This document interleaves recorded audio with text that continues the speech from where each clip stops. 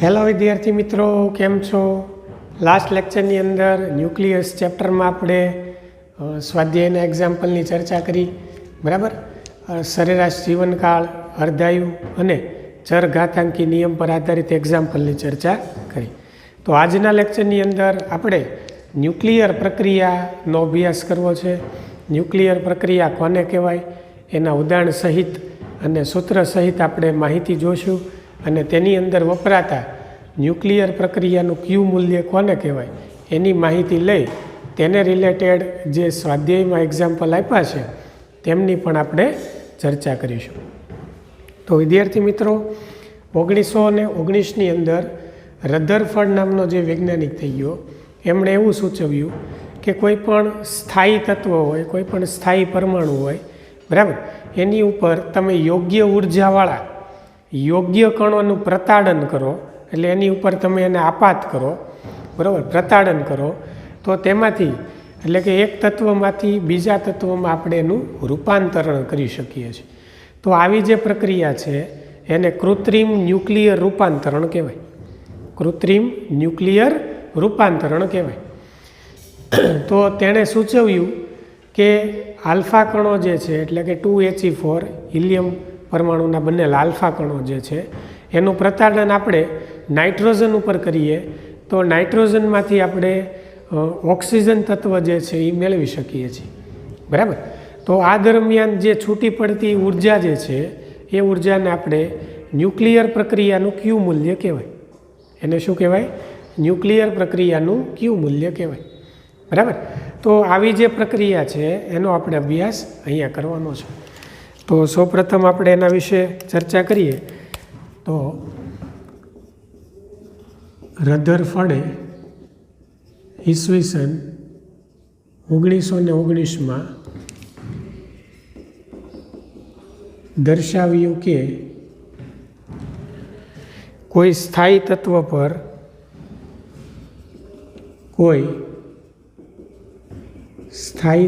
પર યોગ્ય ઉર્જાવાળા યોગ્ય કણોનું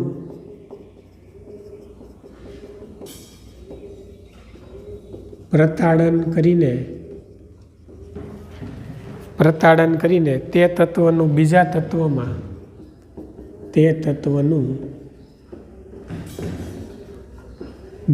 તત્વમાં રૂપાંતરણ કરી શકાય છે, બરાબર. આપણે એનું રૂપાંતરણ કરી શકીએ છીએ. તો આવી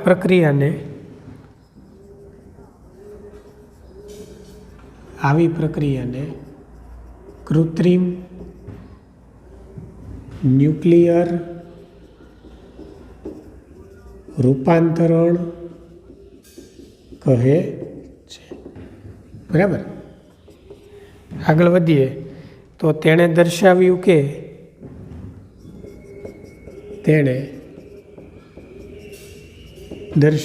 કે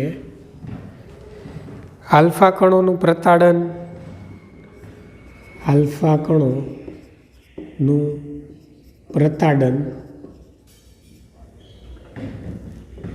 નાઇટ્રોજન પર કરતા નાઇટ્રોજનનું ઓક્સિજનમાં રૂપાંતરણ કરી શકાય છે, બરાબર. આ પ્રક્રિયા નીચે મુજબ છે, જેમ કે 7N14 પ્લસ 2He4 એટલે હિલિયમ પરમાણુ, જેને આપણે આલ્ફા કણ કહીએ. N એટલે નાઇટ્રોજન ઉપર આપણે આલ્ફા કણનો મારો ચલાવીએ તો એમાંથી ઓક્સિજન બનશે 8O17 પ્લસ 1H1.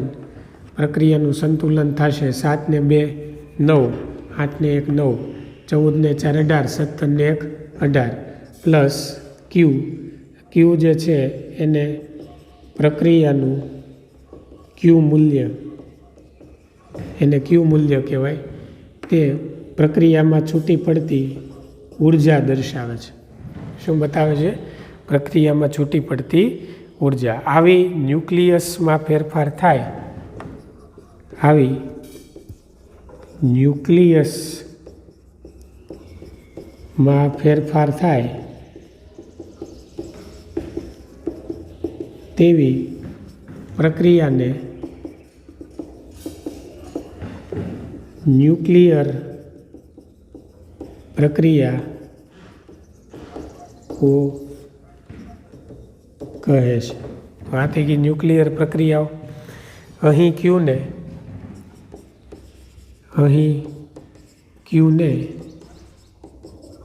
પ્રક્રિયાનું ક્યુ મૂલ્ય કહે છે અને તે પ્રક્રિયામાં ઉદ્ભવતી ઉર્જા દર્શાવે છે. તે પ્રક્રિયામાં ઉદ્ભવતી ઉર્જા દર્શાવે છે. એટલે આ પ્રક્રિયા થાય એટલે જે ઉર્જા છૂટી પડે એ ઉર્જા દર્શાવે છે. બરાબર? તો આવી પ્રક્રિયા જે છે એને આ પ્રમાણે સંકેતમાં લખી શકાય. આવી પ્રક્રિયાને capital A plus small a એમાંથી B plus small b plus Q અથવા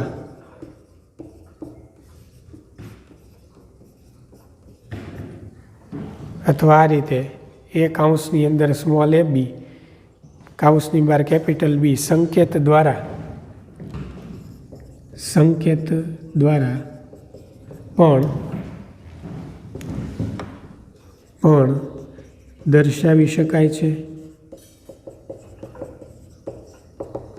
જ્યાં કેપિટલ A બરાબર ટાર્ગેટ એટલે લક્ષ્ય ન્યુક્લિયસ જેની ઉપર આપણે ટાર્ગેટ કરીએ છીએ તે, સ્મોલ એટલે પ્રક્ષિપ્ત કણ કે જેને આપણે પ્રક્ષિપ્ત કર્યો.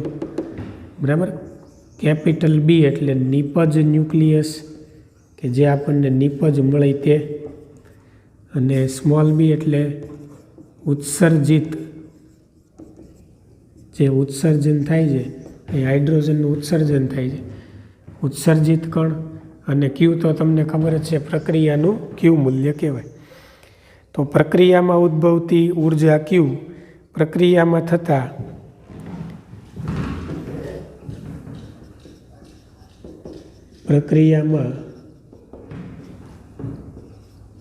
ઉદ્ભવતી ઉર્જા ક્યુ એ પ્રક્રિયામાં થતા દળના ઘટાડાને સમતુલ્ય ઉર્જા હોય છે. એટલે વિદ્યાર્થી મિત્રો,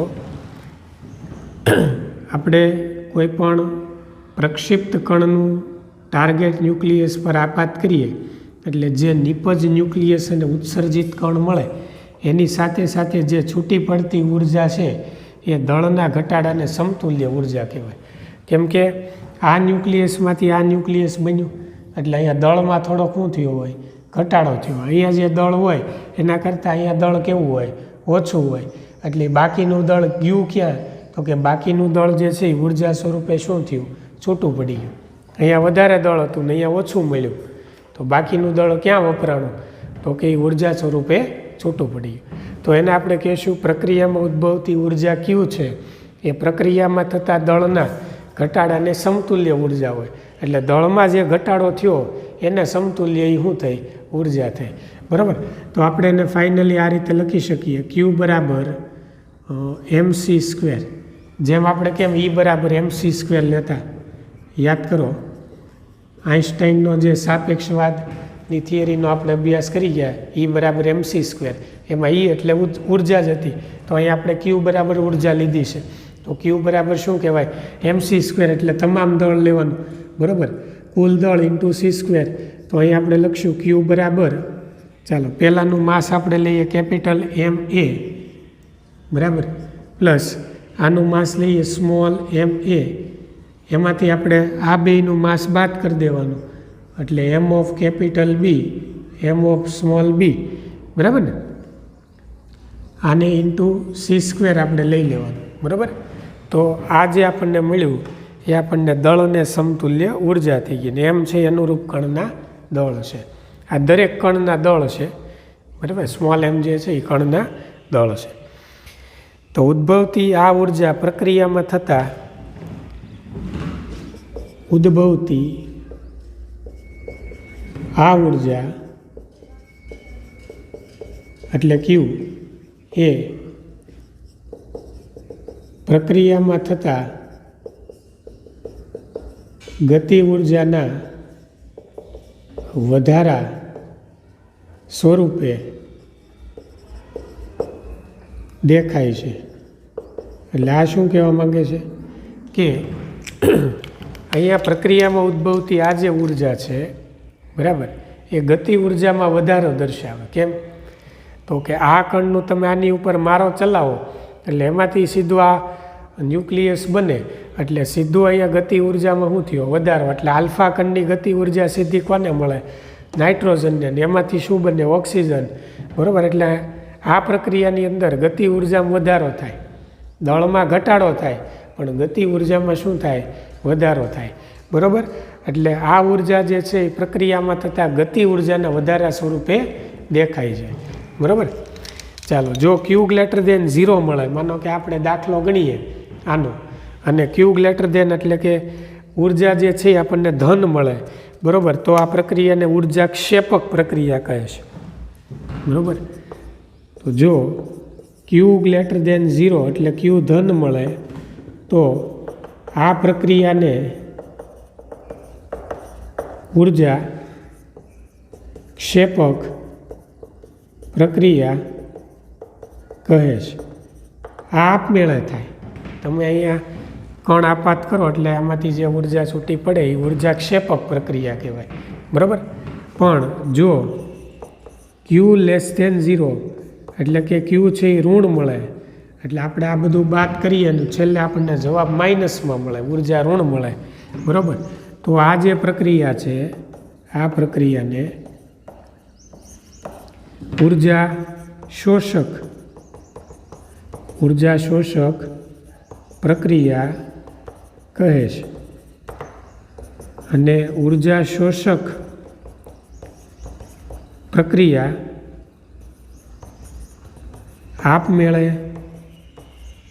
આપમેળે થતી નથી. એટલે કહેવાનો મતલબ કે આના દળ કરતાં જો આ બધાનું દળ વધી જાય, બરાબર, તો માઇનસમાં જવાબ આવે, અને માઇનસમાં જવાબ આવે તો એ ઉર્જા શોષક પ્રક્રિયા થાય. એટલે એવું તો ક્યારેય શક્ય નથી કે આના કરતાં આનું દળ વધી જાય, બરાબર. એટલે ઉર્જા શોષક પ્રક્રિયા થશે પણ એ આપમેળે થશે નહીં, બરાબર. એની ઉપર આપણે કાંઈક પ્રક્રિયા કરવી પડશે, એટલે પૂરતી એને ઉર્જા આપવી પડશે. તો જ જો પૂરતી ઉર્જા આપવામાં આવે તો જ આ પ્રક્રિયા થશે, બાકી આપમેળે પ્રક્રિયા થશે નહીં. આ ઉપરાંત આગળ વાત કરીએ તો ન્યુક્લિયર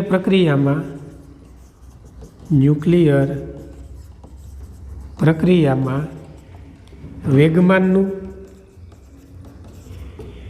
આ ઉપરાંત ઉર્જાનું અને વિદ્યુત ભારનું સંરક્ષણ થાય છે. અહીંયા વેગ આવશે એટલે વેગમાનનું તો થઈ ગયું.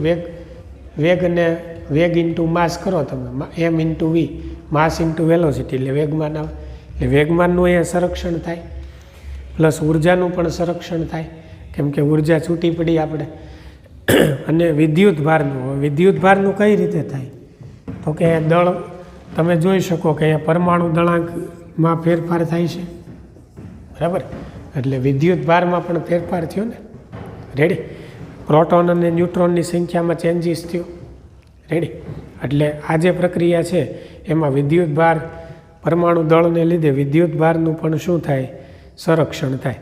તો ફાઇનલી તમે એવું યાદ રાખી શકો, ફાઇનલી છેલ્લે બોક્સ બનાવી નાખવાનું કે પ્રક્રિયાનું ક્યુ મૂલ્ય બરાબર પ્રક્રિયામાં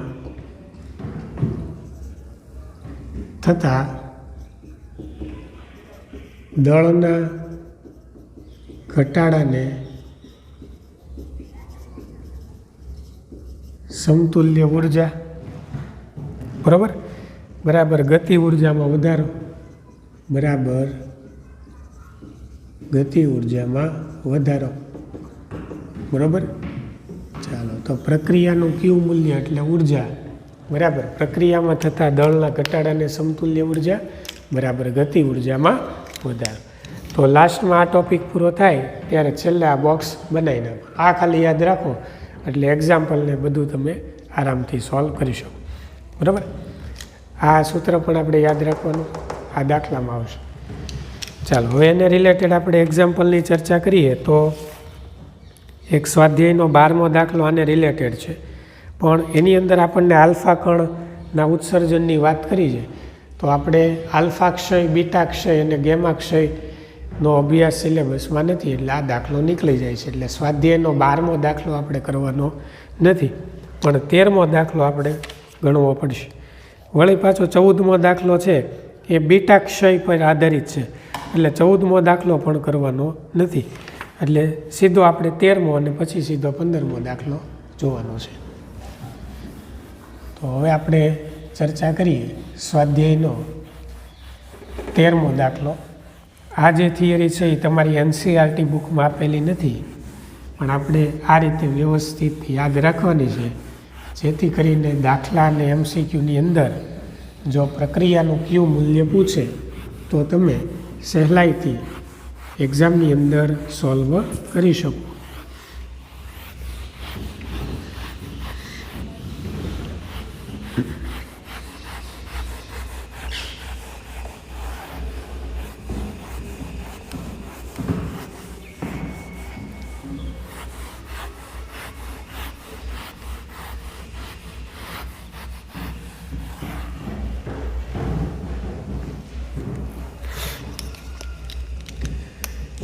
ચાલો, હવે જોઈએ આપણે સ્વાધ્યાયનો દાખલા નંબર 13. એને આપણે નામ આપશું 13.13, એટલે 13મું ચેપ્ટર અને એનો 13મો એક્ઝામ્પલ. રકમ અહીંથી બોલું છું એ પ્રમાણે તમારે બધી વસ્તુ જે આપી છે એની નોંધ કરવાની. રેડિયો ન્યુક્લાઇડ કાર્બનનું વિભંજન અહીં આપેલું છે, એટલે આપણે પ્રક્રિયા લખીએ 6C11, એમાંથી 5 બોરોન 11 બને છે, પ્લસ એક પોઝિટ્રોન છૂટો પડે છે, પ્લસ એક એન્ટી ન્યુટ્રિનો કે જેનું માસ નથી હોતું, અને એન્ટી ન્યુટ્રિનો કહેવાય, અથવા ન્યુટ્રિનો પણ તમે કહી શકો. બરાબર ને? આ પોઝિટ્રોન છે, એમાંથી કાર્બનમાંથી બોરોન બને છે. તો અહીંયા તમને ટાવ 1/2 આપી દીધો છે. ટાવ 1/2 છે 20.3 મિનિટ. બરાબર? એટલે 20.3 મિનિટ પણ અર્ધાયુ આપી દીધો છે. અર્ધાનું આયુની કાંઈ આપણે જરૂર નહીં પડે.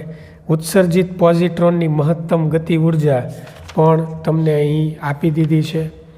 બરાબર? તો પોઝિટ્રોનની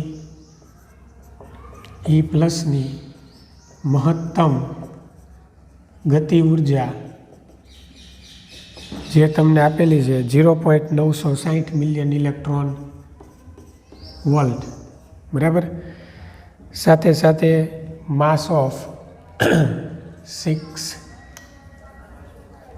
6C11, એટલે કાર્બનનું તમને માસ, અને માસ ઓફ 6C6 નહીં પણ 5 બોરોન 11, એટલે બોરોનનું દળ પણ આપી દીધું છે.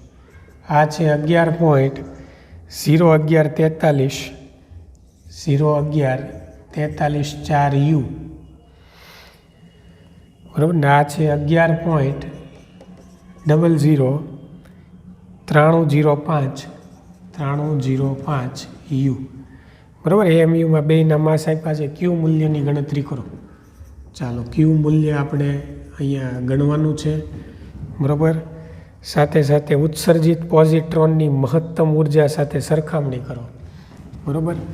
અને પોઝિટ્રોન એટલે ઈ પ્લસની ઉર્જા સાથે સરખામણી કરો. તો એટલી વસ્તુ આપણને અહીંયા રકમમાં કહેવામાં આવી છે. તો ચાલો પ્રક્રિયાનું ક્યુ મૂલ્ય આપણે લઈ લઈએ. બરાબર. તો આપણી પાસે ઓલરેડી પ્રક્રિયા અહીંયા લખેલી છે. બરાબર. આ પ્રક્રિયામાં આપણે પ્લસ ક્યુ હવે કરી નાખશું ડાયરેક્ટ. એટલે ઉર્જા જે છે અહીંયા છૂટી પડે છે. તેથી ક્યુ બરાબર આ પ્રક્રિયા તમારે અહીંયા લખવાની, જે અહીંયા છે ને અહીંયા લખવાની.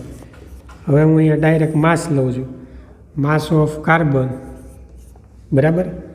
હવે ચેક કરો જોઈએ. આની અંદર આમાં 11માંથી 6 જાય 5 ન્યુટ્રોનની સંખ્યા વધે, અને આમાં 11માંથી 5 જાય 6 ન્યુટ્રોનની આપણને સંખ્યા મળશે. બરાબર. એટલે એ માઇનસ ઝેડ તમે કરો એટલે એન તમને મળી જશે. બરાબર. તો અહીંયા આપણે એને માસ ઓફ ઇલેક્ટ્રોનની પણ ગણતરી કરવી પડશે. અહીંયા 6 જેટલા ઇલેક્ટ્રોન છે. બરાબર. ઇલેક્ટ્રોનની સંખ્યા, અને આની અંદર 5 જેટલા ઇલેક્ટ્રોન્સની સંખ્યા આપેલી છે. બરાબર. તો માસ ઓફ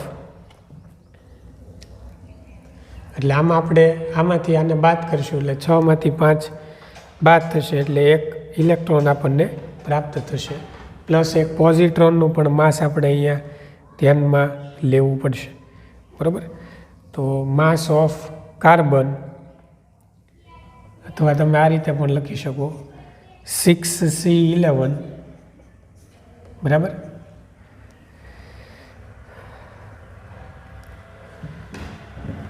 એમાંથી આપણે ઇલેક્ટ્રોનની સંખ્યા બાદ કરી દઈએ એટલે 6 MoE એટલે ઇલેક્ટ્રોનનું દળ. આમાં ઇલેક્ટ્રોનની સંખ્યા 6 છે એટલે આમાંથી આપણે એને બાદ કરી દીધી. ચાલો હવે આગળ વાત કરીએ તો હવે આપણે બોરોન લેવું પડશે. બરાબર. તો બોરોનનું માસ લઈ લઈ, એ આમાંથી બાદ થશે એટલે M5 બોરોન 11, અને એની અંદર ઇલેક્ટ્રોનની સંખ્યા કેટલી છે? તો એની અંદર 5 ઇલેક્ટ્રોન્સ છે. તો એ બાદ થશે એમાંથી બોરોનમાંથી. તો આ માઇનસ ને એ માઇનસ એટલે માઇનસ માઇનસ શું થાય? પ્લસ. આખી પ્રક્રિયા આપણે બાદ કરીને એટલે એ માઇનસ પ્રક્રિયાના માઇનસ, અને આમાંથી જેમ કેમ આ બાદ કર્યું એમ એ પણ બાદ કરવાનું એટલે માઇનસ માઇનસ પ્લસ એટલે આ થઈ ગયું 5 ME. બરાબર. એટલે ઇલેક્ટ્રોનની સંખ્યા કેટલી? તો કે 5. અને છેલ્લે પોઝિટ્રોન જે છે એનું માસ પણ અહીંયા બાદ થશે. આનું દળ હોતું નથી. બરાબર ને. આ તો આપણે ગણીએ છીએ. ચાલો ઇન્ટુ આપણે C² કરવું પડશે. રેડી. ચાલો તો આ રીતની આપણને અહીંયા પ્રક્રિયા પ્રાપ્ત થઈ. બરાબર. ચાલો આગળ ગણતરી કરીએ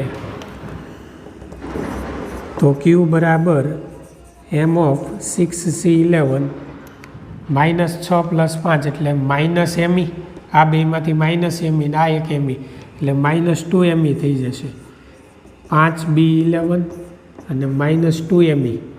અહીંથી આ બેમાંથી ME ને આ એક ME એટલે -2ME કૌંસની બહાર C².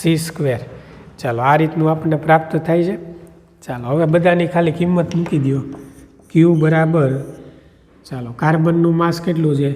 11.011 434 માઇનસ બોરોનનું એટલે 11.00305 -2 ગુણ્યા માસ ઓફ ઇલેક્ટ્રોન એટલે 0.000 548 અથવા ખાલી 55 લખો તો પણ ચાલે. બરાબર. કૌંસની બહાર યુ એટલે આ બધું યુમાં છે ઇન્ટુ C². હવે આપણે જાણીએ છીએ કે 1U બરાબર MC² પરથી 931.5 મિલિયન ઇલેક્ટ્રોન વોલ્ટ પ્રતિ સી સ્ક્વેર. તો યુની જગ્યાએ આ કિંમત મૂકી દો એટલે ફાઇનલી જે ક્યુ છે એ તમને મળશે સાદુરૂપ આપતા 0.001033 0.001033 ગુણ્યા યુની જગ્યાએ આ કિંમત મૂકી દો એટલે 931.5 મિલિયન ઇલેક્ટ્રોન વોલ્ટ પ્રતિ C square into C square ઉડી જશે એટલે આખો જવાબ મિલિયન ઇલેક્ટ્રોન વોલ્ટમાં આવશે. તો ક્યુનું જે મૂલ્ય છે એ 0.96 મિલિયન ઇલેક્ટ્રોન વોલ્ટ મળશે. 0.96 મિલિયન ઇલેક્ટ્રોન વોલ્ટ. હવે ઉર્જાની વાત કરીએ તો ક્યુ બરાબર કઈ ઉર્જા? તો કે ઉર્જા પહેલાં તો કાર્બનની પ્લસ બોરોનની અને પ્લસ પોઝિટ્રોનની ઉર્જા એટલે ઈ પ્લસ. બરાબર. તો અહીં આપણે લખશું કે પોઝિટ્રોન અને ન્યુટ્રિનોના દળ કરતાં પોઝિટ્રોન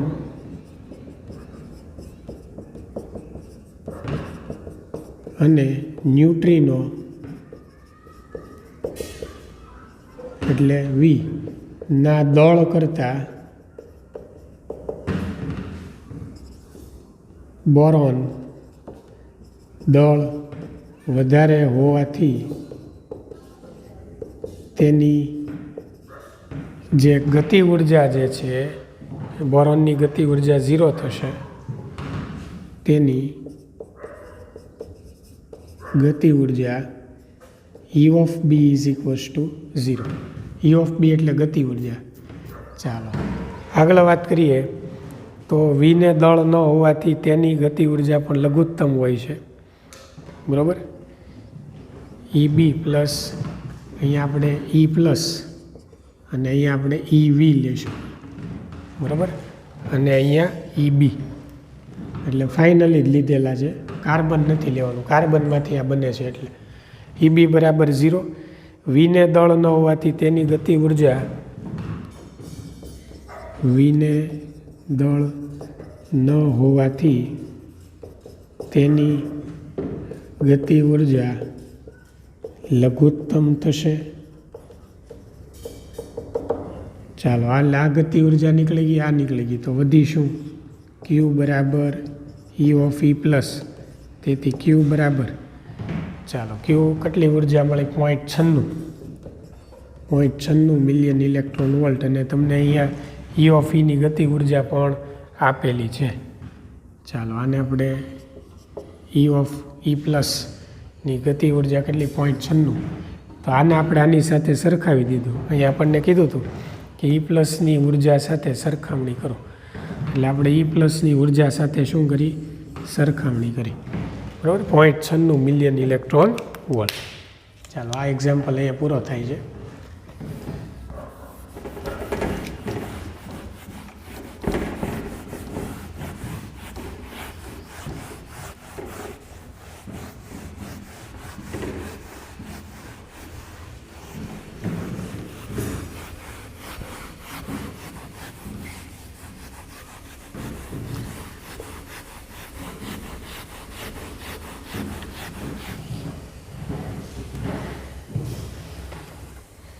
નેક્સ્ટ આપણે વાત કરીએ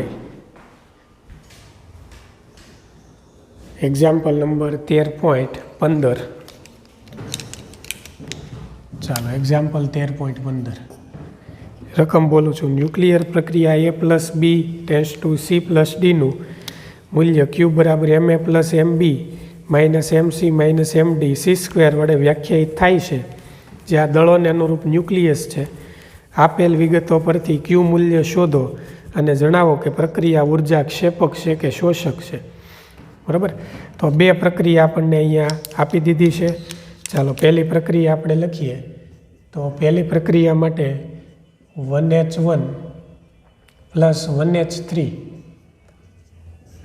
એમાંથી બને છે 1H2 પ્લસ 1H2. બે સમાન 1H2 પ્લસ 1H2. તો આના માટે ક્યુ મૂલ્ય ગણવાનું.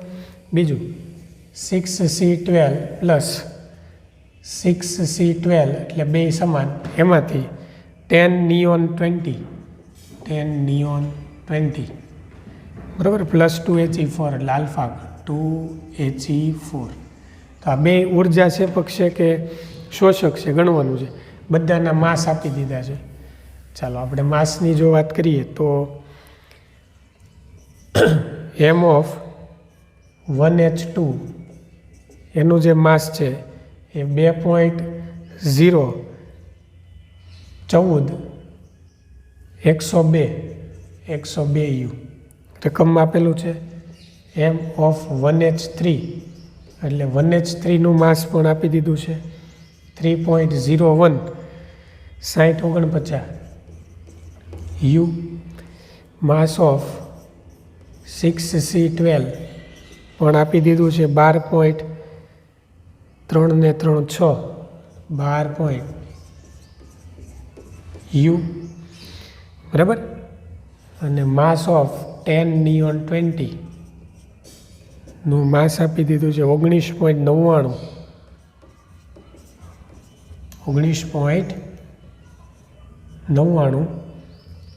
2439 બરાબર, એટલું આપેલું છે. અને આલ્ફા કણનું માસ આપેલું નથી, પણ આપણે લખી નાખીએ 2He4 એટલે આલ્ફા કણ જે આપેલું હોય 4.002603 બરાબર. ચાલો, આલ્ફા કણનું દળ છે. અને 1H1 એટલે એ હાઇડ્રોજન, માસ ઓફ 1H1 જે પ્રોટોનનું દળ જેટલું હોય એટલે 1.007825 u બરાબર. ચાલો, બધાના માસ આપણે અહીંયા લખી નાખ્યા છે. હવે આપણે ફટાફટ સૂત્ર મૂકીને ખાલી સાદરૂપ આપવાનું છે. પ્રક્રિયા આખી સંતુલનમાં છે બરાબર. બે બાજુ 1H1, અહીંયા એકમાંથી એક જાય 0, 3માંથી એક જાય, અહીંયા એક ઇલેક્ટ્રોન, અહીંયા એક ઇલેક્ટ્રોન, અહીંયા એક ઇલેક્ટ્રોન, અહીંયા એક, એટલે બધું સંતુલનમાં. અહીંયા 6 એટલે 12, અહીંયા 10 ને 2 12, એટલે અહીંયા ઇલેક્ટ્રોનનું દળ બાદ કરવાની જરૂર રહેશે, એ ડાયરેક્ટ કામ થઈ જશે. ચાલો, પ્રક્રિયાનું ક્યુ મૂલ્ય પહેલાં દાખલા માટે, એટલે ક્યુ બરાબર, ચાલો પહેલાંનું માસ લઈ લઈએ. માસ of 1H1 plus mass of 1H3 એમાંથી આ બેને બાદ કરવાનું, એટલે માસ ઓફ 1H2 અને માસ ઓફ 1H2 બરાબર ઇન્ટુ C². આ બે તો સમાન જ છે બરાબર. એટલે ક્યુ ઇઝ ઇક્વલ્સ ટુ, ચાલો, માસ ઓફ 1H1 એટલે 1.007825 પ્લસ 1H3 એટલે 3.016049 માઇનસ આ બે સમાન છે એટલે અહીંયા હું આગળ 2 કરી નાખું છું. માઇનસ એમ માઇનસ એટલે -2m. આ બેનું માસ છે 1H2 એટલે આ થશે 2.014102102 કૌંસની બહાર u ઇન્ટુ C². ચાલો, આનો જે જવાબ આવે એને 931.5 વડે આપણે ગુણી નાખશું. 0.00433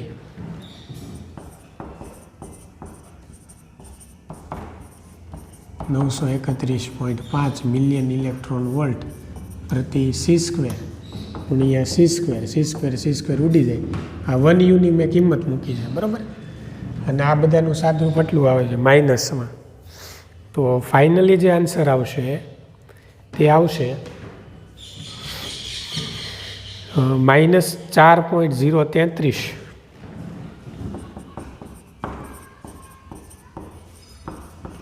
ચાલો, ક્યુનું મૂલ્ય માઇનસ મળ્યું તો આ પ્રક્રિયા કઈ થઈ તો અહીં આપણે લખશું, અહીં ક્યુ <0 હોવાથી પ્રક્રિયા ઉર્જા શોષક છે. ચાલો આ જે પ્રક્રિયા છે એ કેવી છે? ઉર્જા શોષક છે. તો સેમ આ જ રીતે આપણે બીજો એક્ઝામ્પલ ગણીએ. તો બીજા એક્ઝામ્પલ માટે ક્યુ બરાબર, ચાલો આ બાજુ 6C12 ને 6C12 બે સમાન છે એટલે અહીંયા લખશું m કૌંસમાં 6C12 પ્લસ m કૌંસમાં 6C12, એમાંથી આ બેના દળ બાદ કરો, m કૌંસમાં 10 નિયોન 20 બરાબર માઇનસ m કૌંસમાં 2He4 એટલે આલ્ફા કણ બરાબર ઇન્ટુ c² mc² સૂત્ર પ્રમાણે.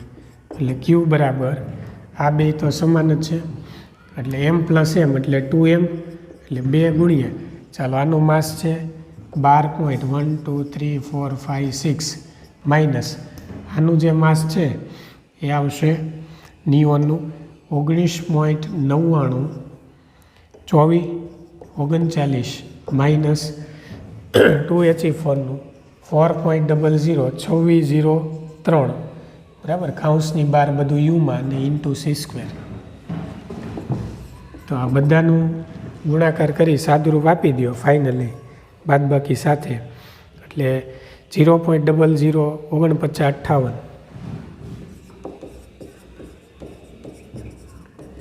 931.5 મિલિયન ઇલેક્ટ્રોન વોલ્ટ પ્રતિ c² ઇન્ટુ c², કાઉન્સની બહારનું આ બે ઉડી જાય. અહીંયા જો આ પ્લસમાં આવે છે તો 4.618 મિલિયન ઇલેક્ટ્રોન વોલ્ટ. અહીંયા લખવાનું કે અહીં ક્યુ ગ્રેટર દેન 0 હોવાથી પ્રક્રિયા કઈ હશે? ઉર્જા ક્ષેપક છે. ચાલો આ ઉર્જા ક્ષેપક પ્રક્રિયા છે. ચાલો અહીંયા સુધી રાખીએ, પછીના દાખલા આપણે નેક્સ્ટ લેક્ચરમાં ગણીશું.